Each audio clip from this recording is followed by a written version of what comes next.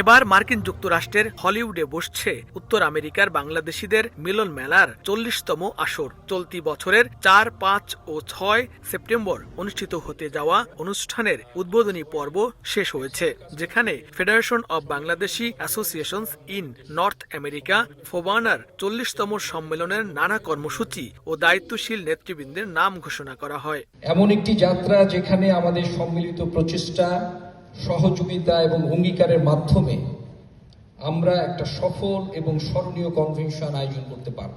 ফোবানার উদ্বোধনী অনুষ্ঠানে প্রধান অতিথি ছিলেন লস অ্যাঞ্জেলেসে নিযুক্ত বাংলাদেশ কনসুলেটের কনসাল জেনারেল কাজী মুহাম্মদ জাবেদ ইকবাল। এছাড়া বাংলাদেশ কনসুলেটের প্রথম সচিব ও দোতলায় প্রধান মিস আরিফা আফরিন সহ সংগঠনটির কেন্দ্রীয় ও আয়োজক কমিটির নেতৃবৃন্দ অনুষ্ঠানে যোগ দেন। আয়োজকরা জানান, বিদেশের মাটিতে বাংলাদেশের ঐতিহ্য আর সংস্কৃতি নতুন প্রজন্মের মাঝে ছড়িয়ে দেয়াই হবে এবারের কনভেনশনের মূল উদ্দেশ্য।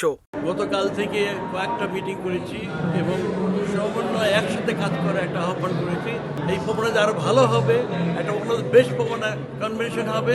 বাংলাদেশ মিলে যে সম্মেলন হয়, সর্ববৃহৎ সম্মেলন outside Bangladesh, FOBANA it's a federation. আপনাদেরকে আগামী সম্মেলনে আমরা আমন্ত্রণ জানাচ্ছি। উত্তর আমেরিকাতে বসবাসকারী সবাই নতুন প্রজন্মের জন্য এটা উৎসর্গিত হলো। আমরা লস অ্যাঞ্জেলেসে যে প্রোগ্রামটা করছি, এটা আমাদের দেশের সংস্কৃতিকে আমরা সামনে নিয়ে আসছি।